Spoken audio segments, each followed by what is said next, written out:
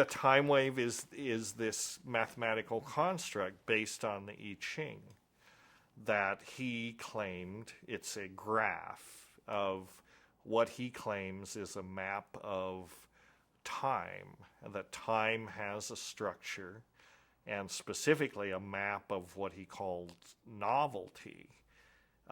And that's a concept borrowed from Alfred North Whitehead. Alfred North Whitehead talks about the ingression of novelty into the continuum, and novelty being, well, novel events. Like the premise is there really are new things under the sun, and that novelty is accumulating, and that at a certain point novelty will reach a critical mass, and the world will be transformed into what we don't know, but it will be radically different than what we call consensus reality. It will be some kind of a transition into a singularity.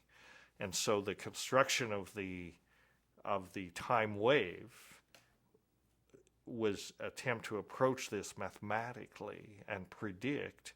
I mean, his postulate was that this time wave, based on the 64 hexagrams of the I Ching, actually described the granularity of space-time, the granularity of the structure of time, and that if you could interpret it correctly, you could predict when this transition was going to take place.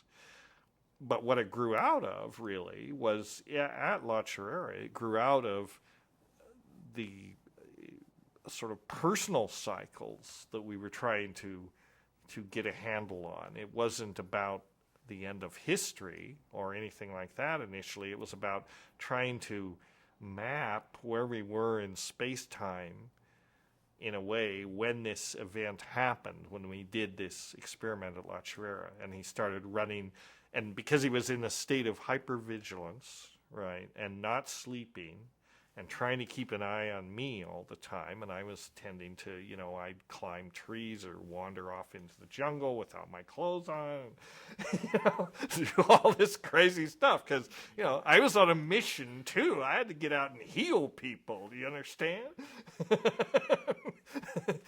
So he was being hypervigilant, and a lot of what he was doing, because he wasn't sleeping at all, so he was writing, and he was noodling around with the I Ching and making these graphs. And he ran a graph, he counted back a certain number of days from March 4th, 1971, when we did the experiment. I think it was a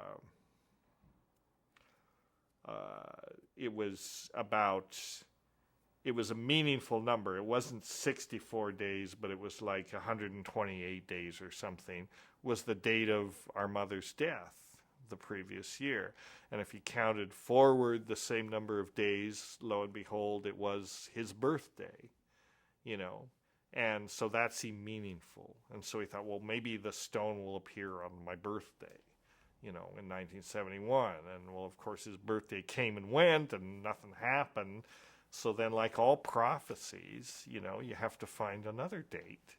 And so the next possible date that this wave predicted was the appearance of comet Kohoutek, which came in 1973, and everyone was excited about it, and huge, biggest comet since Halley's Comet and all that. As it turned out, comet Kohoutek was like a complete fizzle.